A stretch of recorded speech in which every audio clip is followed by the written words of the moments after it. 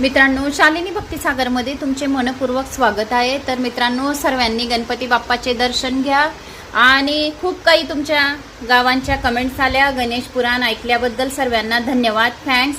पण दररोज 10 दिवस बाप्पाला नैवेद्य नक्की द्या, कारण की बाप्पा त्यांचे आई वडील सोडून आपल्या इथं भूलोकावर मृत्यू लोकावर आलेले आहे। तर दोघी टाईम बाप्पाला व्यवस्थित नैवेद्य द्या। रात्री झोपण्याच्या अगोदर जसे आपण मुलांना दूध देतो ग्लास भरून, तसे छोटासा ग्लास भरून बाप्पाला दूध पाजून मग आपण झोपायचं, म्हणजे याच्याने बाप्पा आपल्यावर खूप प्रसन्न होतील। तर मी नैवेद्यामध्ये बाप्पासाठी काय काय बनवलं आहे तुम्ही बघू शकता।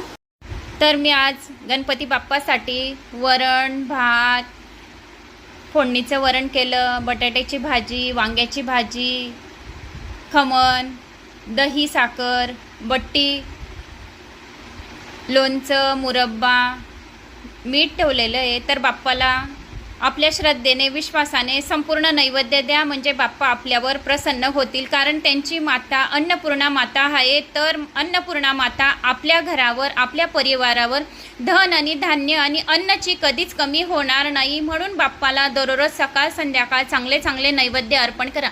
सकाळी जर असे पंचपक्वानांनी जेवण घातले तर तुम्ही संध्याकाळी फक्त लापसी गोडमध्ये करू शकता। यथाशक्ती तुम्हाला जे आवडेल ते तुम्ही बाप्पाला नैवेद्यासाठी भोग द्या।